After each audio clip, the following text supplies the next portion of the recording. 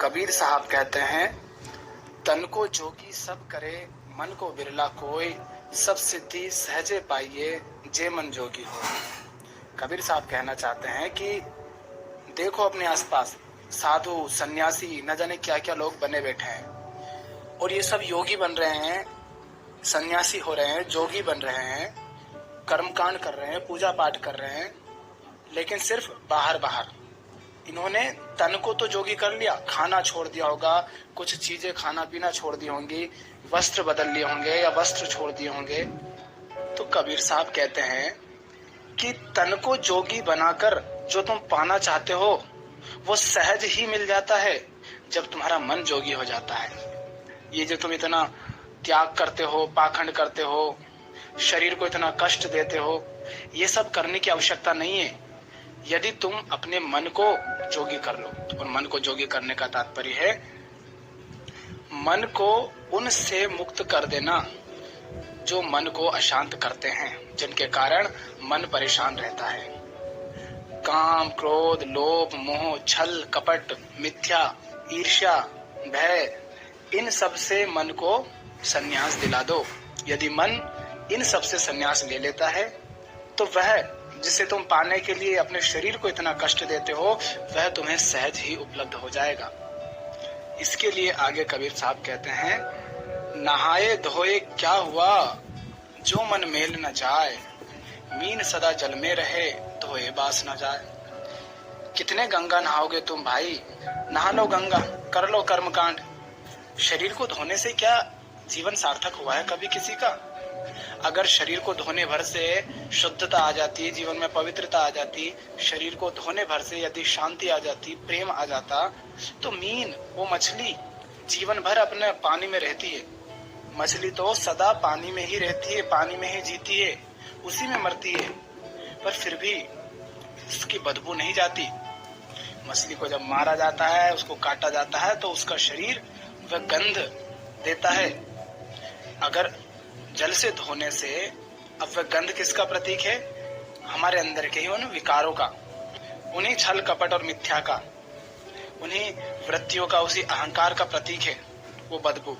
अगर वो जल से धोने से ही अगर मिट गई होती, गंगा नहाने से अगर मिट गई होती, तो मछली से बदबू नहीं आती। तो देखते होंगे कबीर साहब लोगों को खूब नहा रहे हैं, सुबह सुबह उठकर नहा रहे हैं, और फिर उनको देखते होंगे कि इनके कर्म तो बिल्कुल भी नहीं मेल खाते इनसे, जैसा ये दिखाते हैं। लोग पूजा पाठ कर रहे हैं, सुबह से नहा रहे हैं, ठुर रहे हैं, तो कबीर साहब ने कहा होगा, नहाए धोए क्या हुआ, जो मन मेल न जाए, मीन सदा जल में रहे, धोए बास न जाए।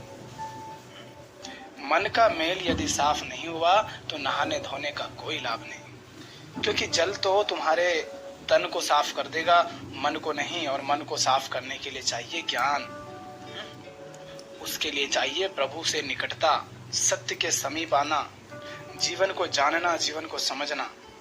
तब मन का मेल मिटता है, तब जाकर धुलता है मन। मन के लिए कबीर साहब आगे कहते हैं, तन की भूख सहज है, तीन पाव की सेर, मन की भूख अनंत है, निगले मेरु समेर। क्या कह रहे हैं कबीर साहब कि ये जो तन है ना, इसकी भूख तो सीमित है और बहुत सहज है, आसानी से मिटाई जा सकती है। अब देखो आप ही, चाहे राजा हो या रंक हो, कोई आम आदमी हो या कोई राजनेता हो, चाहे बड़े से बड़ा महापुरुष हो या बिल्कुल नीच आदमी हो, तन की जो भूख है, तन की जो आवश्यकताएं हैं, वो तो सबकी समान ही होती है ना, सहज ही होती है। बहुत अमीर आदमी होगा वो भी 2-4 रोटी ही खाएगा, और जो गरीब है वो भी 2-4 ही खाएगा। तो तन की आवश्यकता तो हर व्यक्ति की समान ही है लगभग, और वो भी बहुत ज्यादा नहीं है, सहज ही है, साधारण है। जैसे 3 पाव की सेर, अब ये प्रतीक है कि बहुत छोटी सी, पाव भर, सेर भर, किलो खान, तो ये प्रतीक है कि बहुत थोड़ी सी आवश्यकता है तन की। तो किंतु मन की भूख अनंत है, निगले मेरु सुमेर। मन की भूख तो इतनी बड़ी है कि सुमेर पर्वत को भी वो निगल जाए, किंतु फिर भी उसकी भूख शांत नहीं होगी। अब देखो तुम इन अमीरों को जो अपनी धन दौलत इकट्ठे करके, महल खड़े कर करके बिल्कुल संसार तक को निगल रहे हैं, पूरी पृथ्वी का जिन्होंने विनाश कर दिया है, क्या उनकी भूख शांत हुई? अभी भी नहीं हुई। तो ये भूख किसकी है, तन की या मन की? ये मन की भूख है। तो कबीर साहब उसी का कह रहे हैं कि तन की भूख तो सहज ही है, सीमित है, थोड़ी सी है, लेकिन मन की भूख अनंत है। तो क्या कह रहे हैं वो कि इस मन की भूख को मिटाने के लिए मेहनत मत करने लग जाना, कभी इस भ्रम में मत पड़ जाना कि तुम मन को शांत कर पाओगे, मन की भूख को मिटा पाओगे, उसका पेट भर पाओगे। मन का पेट कितना बड़ा है, जितना भर गया है उसका आधा और बचा है, इतना बड़ा है। जितना भर जाएगा उसका आधा बचेगा। तो आप समझ लो, अगर तुमने बहुत ज्यादा उसको भर दिया है तो उसका पेट और बहुत ज्यादा बड़ा हो गया। ऐसे ही समझ लो कि जितना भरा है उसका 2 गुना हो जाएगा। ऐसा समझो इस मन को। तो जा रहे हैं लोग, दौड़ रहे हैं, परेशान हो रहे हैं, रो रहे हैं, मर रहे हैं, और यूं ही गाने गा रहे हैं कि हमारे पास ये नहीं है,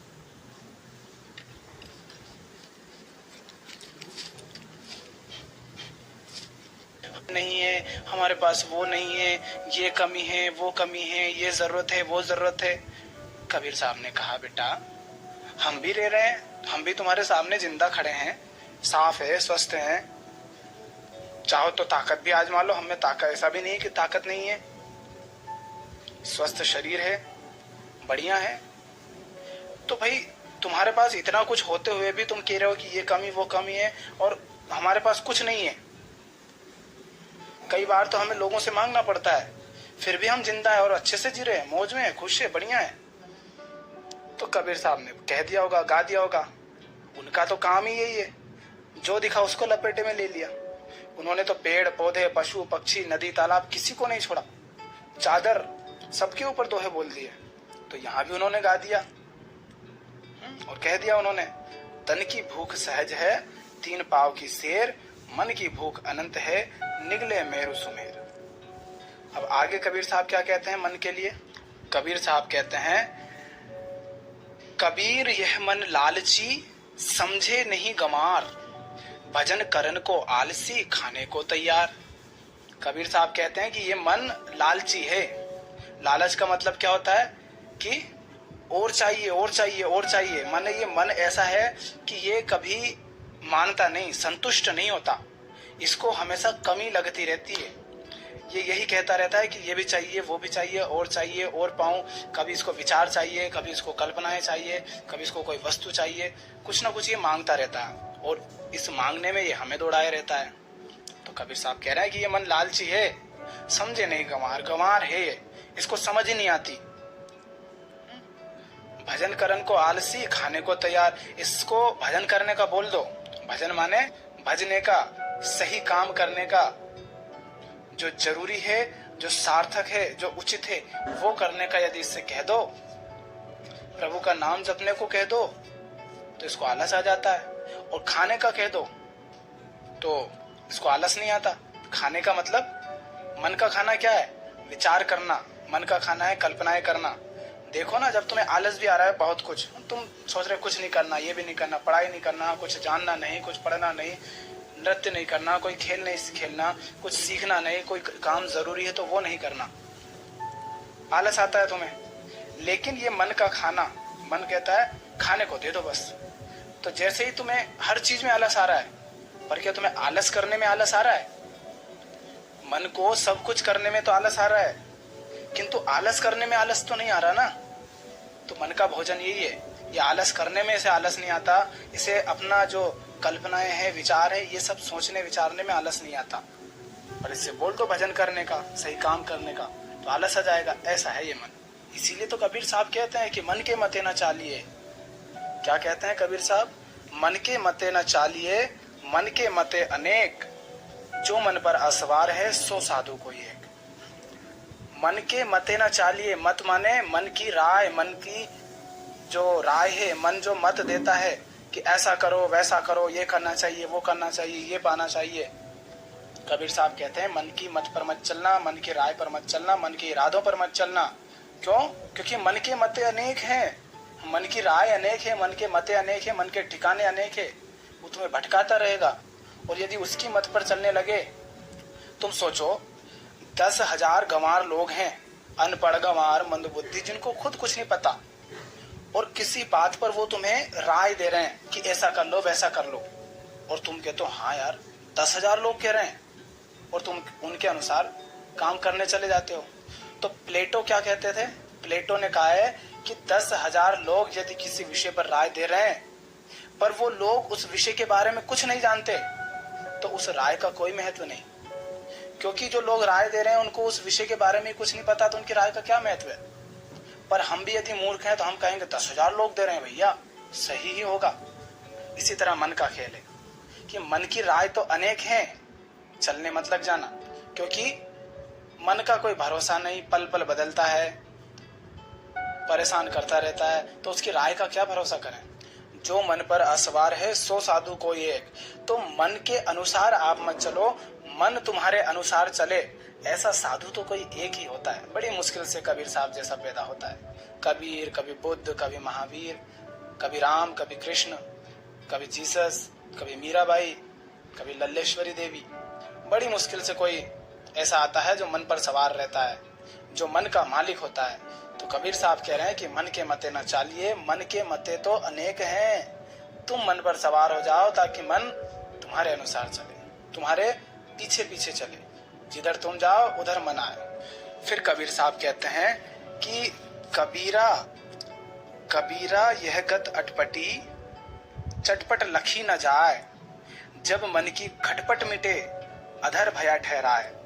कबीरा ये गत अटपटी, चटपट लखी न जाए, माने ये जो गत है, मन की जो ये गत है, मन की ये जो दिशा है, मन का ये जो मार्ग है, मन की ये जो गतिविधियां हैं, ये बड़ी अटपटी है, चटपट लखी ना जाए। लखना माने देखना, माने बड़ी आसानी से समझ नहीं आती। जो मन की खटपट मिटे अधर भया ठहराए। अधर माने शरीर, अधर माने ये भाग दौड़। तो कह रहे हैं कि मन की खटपट अगर तुम्हारे मिट जाती है तो ये जो भाग दौड़ चल रही है ना बाहर बाहर, ये सब भी ठहर जाती है, थम जाती है। तुम्हें क्या लगता है कि ये शरीर अपने आप दौड़ रहा है? नहीं, इस शरीर को दौड़ाने वाला ये मन है। ये मन की खटपट है जो शांत नहीं है, और मन की खटपट शांत नहीं है, इसलिए तुम भी कभी तुम्हारी आंखें इधर उधर दौड़ेंगी, कभी तुम्हारे कान कहीं सुनने चले जाएंगे, अच्छा क्या चल रहा है इधर, कभी आंखें ताकने लग जाएंगी, कभी तुम्हारे जुबान चली जाएगी दौड़ी दौड़ी कि ये खाना है, कभी पैर दौड़े दौड़े जाएंगे, कभी हाथ इधर घुसेड़ोगे। माने शरीर की, इंद्रियों की ये जो भागदौड़ है ना, ये सब शांत हो जाएगी जब मन की खटपट शांत हो जाएगी। पर मन की खटपट शांत हो इसके लिए मन का समझना जरूरी है, और मन को समझना बड़ा दुष्कर है, बड़ा मुश्किल रहता है, बड़ी तपस्या से समझ आता है मन, मेहनत करनी पड़ती है। चटपट लखी ना जाए, इतनी आसानी से देख नहीं पाते हो मन के खेल को, पर यदि देख पाते हो उसकी खटपट को अगर शांत कर दिया तो ये जो बाहर की भागदौड़ है ये अपने आप रुक जाएगी। इसीलिए कहने वालों ने कहा है कि संसार में ये जो भी गड़बड़ हो रही है, इन सबको ठीक करने से ये ठीक नहीं होगी, तुम अपने मन को ठीक करो। अपने मन को ठीक कर लिया तो बाहर अपने आप रूपांतरण आ जाएगा।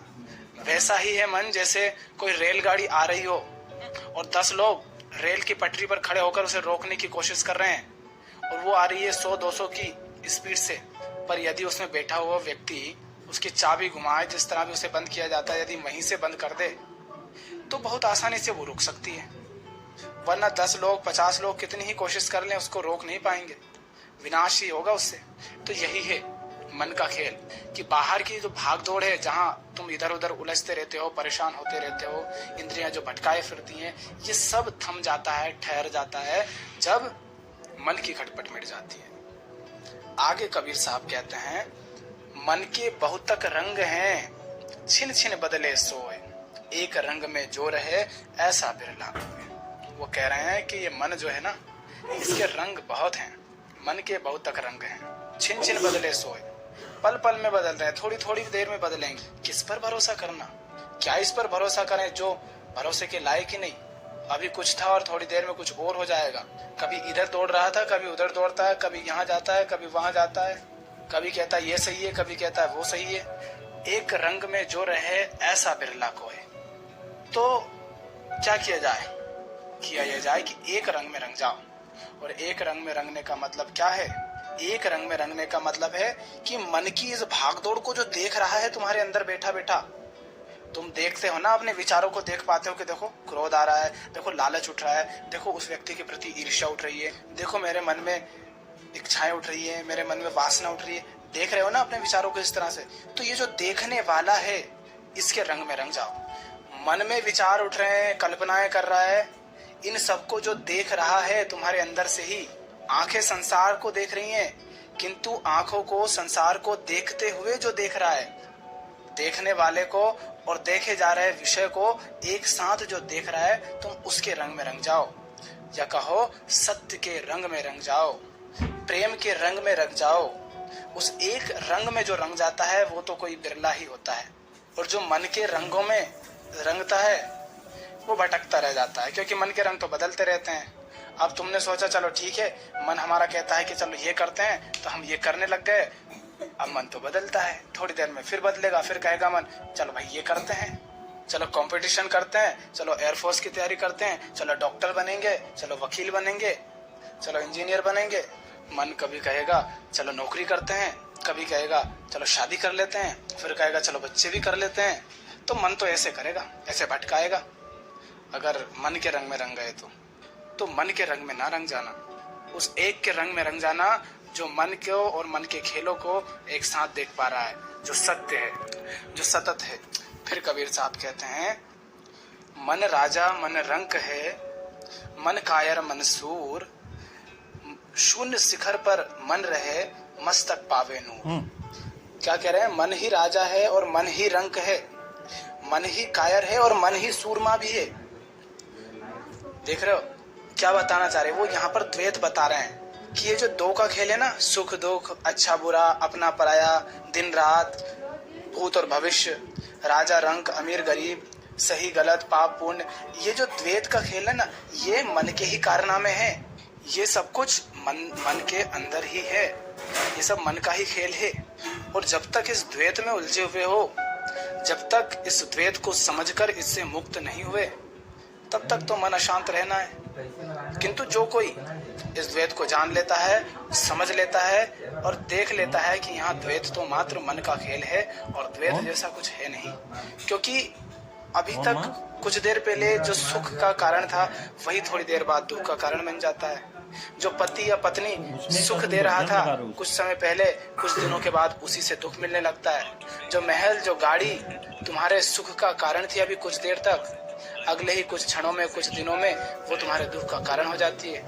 देखो अपने जीवन में जो भी आज तुम्हें दुख दे रहा है, जो भी तुम्हारे दुख का कारण है, क्या कहीं ना कहीं उससे पहले सुख नहीं मिला? और जो भी अभी तुम्हें सुख दे रहा है, क्या उससे पहले कभी दुख नहीं मिला? या ऐसा क्या हो सकता है कि उससे कभी दुख ना मिलेगा? तो जो सुख का कारण है पल भर में वही दुख का कारण बन जाता है। तो ये सब तो मन के खेल हैं, और मन ही, इसीलिए कहा कि मन ही राजा है और रंग स्तर पर पहले लगाया जाता है। फकीरों को देखो, तुम कहोगे तो कहोगे इसके पास क्या है, कुछ भी तो नहीं है, पर फकीर अपने आप में राजा है, किसी राजा से कम नहीं है। वो राजाओं का राजा है, महाराजा है, इंद्र से भी बड़ा है वो। और बाहर देखोगे तो किसी भिखारी से भी गिरी हुई हालत होगी उसकी, पर फिर भी वो राजा है। क्यों? क्योंकि जिसे तुम अमीरी और गरीबी कहते हो, जिसे तुम छोटा और बड़ा कहते हो, वो उन सबसे ऊपर उठ गया। उसकी अमीरी बनी रहती है फकीरी के चोले में। तुम्हारे बादशाह की सीमाएं होती हैं एक राज्य से दूसरे राज्य तक, वो बादशाहों का बादशाह है, उसकी सीमाएं कहीं खत्म नहीं होती, उसकी कोई सीमा नहीं है, वो सीमाओं से पार है। तो यही कह रहे हैं कबीर साहब कि ये जो सीमाएं हैं, ये जो द्वैत है, ये मन का खेल है। और आगे कह रहे हैं, शून्य शिखर पर मन रहे मस्तक पावे नूर। माने शून्य शिखर पर, शून्य के शिखर पर माने शून्य के निकट, और शून्य के निकट पर माने जो मन शून्य के निकट हो, माने जो इस द्वैत से, ये जो मन में भरा हुआ ना सब कुछ, मन में स्मृतियां भरी है, ज्ञान भरा है, अज्ञान भरा है, मूर्खताएं भरी हैं, विचार कल्पनाएं हैं, काम क्रोध लोभ ईर्ष्या मोह कामनाएं हैं, भय है, इन सबसे जब मन खाली हो जाता है, मन इन सबसे जब रिक्त हो जाता है, तो वह जो रिक्तता है, वह जो शून्यता है, तो जो मन उस शून्यता के निकट होता है, मस्तक पावे नूर, उसका मस्तक नूर पाता है। देखना साधु संतों को, उनके चेहरों को कैसे चमकते हैं वो। देखो राम को, कृष्ण को, बुद्ध महावीर को, मीराबाई को, जो बूढ़े बूढ़े संत हैं उनको भी देखो किस तरह से उनके चेहरे चमकते हैं। ये चेहरा जो चमकता है ना, ये जो नूर है, ये उस शून्यता का ही स्थूल रूप है, उसका ही प्रतीक है।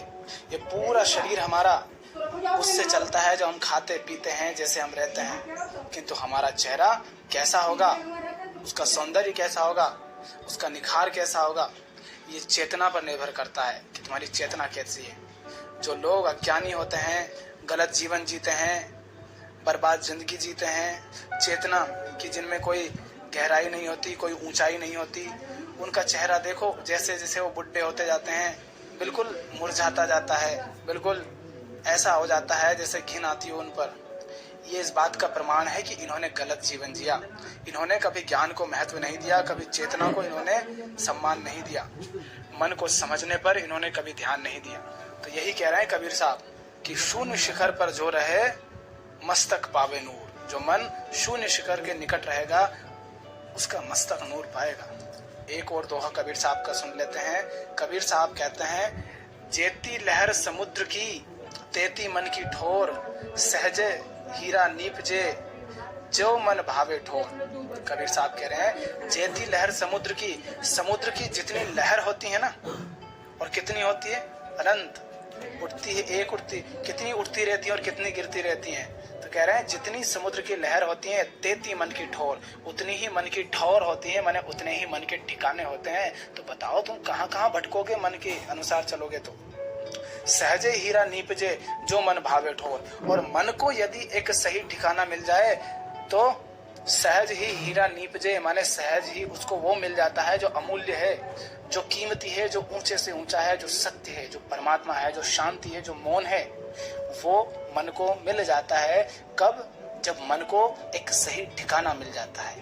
तो कबीर साहब क्या कह रहे हैं कि मन के ठिकाने तो समुद्र की लहरों की भांति अनेक हैं। तो तुम ऐसा करो कि मन को एक सही ठिकाना दे दो। मन के ठिकानों पर तुम मत जाओ, मन को अपने एक सही ठिकाने पर ले आओ, उस ठिकाने पर मन को लगा दो, तो मन को सहज ही वो प्राप्त हो जाएगा जो उसे चाहिए, जिसको पाने की उसकी गहरी चाहत है। और वो चाहता है शांति, वो चाहता है एक सही ठिकाना, ऐसा ठिकाना जहां पर वो खुद को समर्पित कर दे। तो जैसे मन के ठिकाने अनेक हैं, ऐसे कबीर साहब ने अनेक दोहे दिए हैं मन के ऊपर।